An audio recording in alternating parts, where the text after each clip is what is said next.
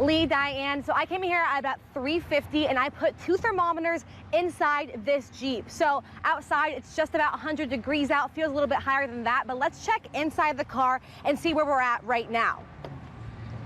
So if you look, this is at 120 degrees, 120. At last check, we checked in at 4 o'clock. After 10 minutes, it was about 115. Hey, Diane, so I've talked to people all over town. I was tracking them down, asking them how they feel about the court's decision. And here's what I found out. The call for this homicide came in last night around 10 o'clock. Police were dispatched to a North Erie Street apartment. Inside, they found 29-year-old Damian Bates suffering from a gunshot wound. The scene is mostly cleared up behind me, but if you look over here, you see a badly smashed up red Ford Focus. That is what this crash is centered around. Here in the 3400 block of Beverly Drive, neighbors just received their mail for the first time today in a while, and in it came this letter. Now, this letter is telling them that their mail has been held at a post office until today. With this ruling, local law enforcement cannot do anything if a train were to stop and block a road. For example, if this train right here were to come to a stop in the middle of this road, nobody can do anything except find a way around it. Lee, originally the kids were picked up behind the clubhouse over here by the mailboxes, a good distance away from Tracy and Oregon roads. But now that they're getting picked up over here on the main roads, parents say they've witnessed some safety issues. Kenneth Marshall was found guilty in May of raping and murdering 19-year-old Christiana Logan in April of 2000. He was also found guilty of raping a 17-year-old girl in August of 2000 and raping a 13-year-old girl on her way to school in October of that same year. Lee, Christian, happy Jeep Fest 2022. Things are just beginning here, but you can already feel the energy and the excitement in the air here at Promenade Park because Justin Moore is about to take the stage in just a little bit. But let's get a rundown of the events happening this weekend for Jeep Fest. Elizabeth Jacobson was 14 years old. She was set to start her freshman year at Monroe High School in just a week now. Her family is honoring her memory. Elizabeth's mom spoke with us today talking about just how special Elizabeth was. She shares what happened yesterday. My daughter thought that it was a twig on the ground and went to go pick it up, and 13,800 volts went through her body. And I mean, it was a wire no smaller than a charger cord. Monroe police and fire were called to the scene, and Elizabeth was still touching the wire. Rescue workers could not help her until the power was disconnected, but it was too late. I watched her take her last breath, which it was not easy. I just wanted to rip that wire off of her. Martha Jean Hunter, Elizabeth's mother, says she feels numb. Her pop is still sitting by the couch.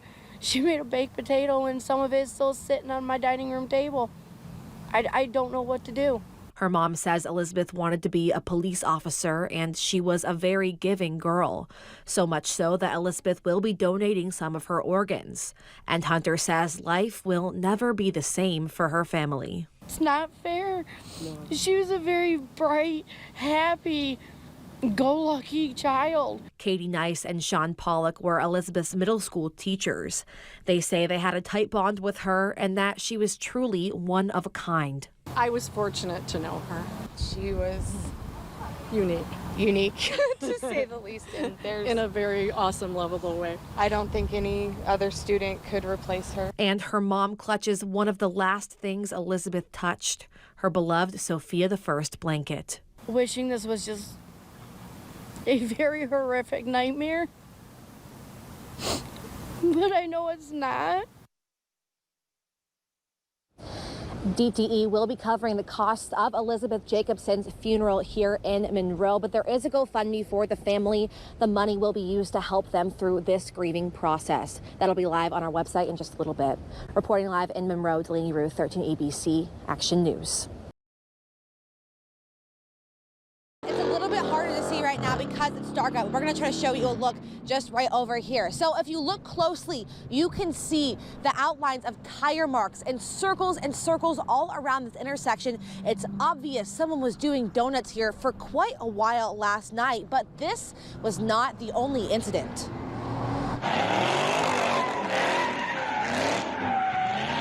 I was driving home from work on my lunch, and I get off the expressway. I turned down Detroit, and all I see was smoke. So I pull up to the light, and then the car just started spinning and spinning and spinning. Multiple Toledo intersections brought to a halt Saturday night. Cars performed drifting stunts throughout the city. I reached out to both the city and Toledo police, but didn't get a response. And Saba says she tried to get police on the scene Saturday night. Last night, I called the cops 4 or 5 times, and I finally got through on the 5th time because it kept on going voicemail. They said they'll send someone out. Did you see any police when you were here? No, not one. State Representative Haraz Gambari posted on Facebook that he was on a ride-along with an Ohio State Highway Patrol officer Saturday night. He says he and a trooper saw a car driving recklessly on I-75. The trooper pulled over that driver after a 20-mile high-speed pursuit. Gambari says it turns out the people in the car were at a car meet in Toledo that resulted in the donuts and drifting around the city seen in this video. Saba has 2 young kids and says this was her last straw with the city of Toledo. It's going to keep happening. Toledo's just getting worse and worse by the day. I'm just ready to get my family out of here. That's where I'm at with it. She told me she's seen this before and expects to see it again. There's nothing really you can do because no matter what, they're going to do what they want to do. And they either get busted or they don't. And do you think they're going to get busted? No, I don't think so. I think they'll get away with it. So we are going to keep reaching out to city officials and to police to see what they are going to do to address this. And in the meantime, we'll keep you updated as we gather more information. Reporting live in Toledo, Delaney Ruth, 13 ABC, Action News.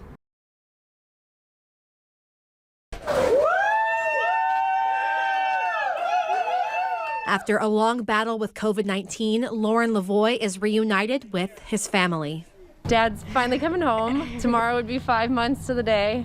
Lavoie caught the coronavirus back in August. He was treated at a hospital in Columbus, spending over 2 months on a ventilator. He then came back here to the Rehabilitation Hospital of Northwest Ohio, gaining back his physical strength so he could get home to his family. And his kids say, against all odds, he successfully fought for his life. They told us multiple times that he wasn't going to make it. He had 3 chest tubes, probably 14 blood transfusions. He had kidney failure, lung failure, everything. Everything. Lung. Yeah. Multiple pneumonias, everything that could have happened. Yeah. They said he's the 1% of a miracle that would have made it. His children say that Lavoie fought so hard because he has 4 grandsons, all under 2 years old. They say more than anything, he wanted to be able to see them grow up. When he was on the ventilator, I'd play videos of them all the time, just even though he was down. We did everything we could to remind him of those babies and to get him home. It's been a long and tough 5 months for Lavoie and his family, but right now, the kids say they are just grateful to still have their dad. We're just so excited that he's still here with us. Feeling very lucky that he got to be one of the few people, as sick as he was, that got to make it. And Lavoie was greeted back at his Pemberville home with a welcome fit for a fighter like him. Reporting in Pemberville, Delaney Ruth, 13 ABC, Action News.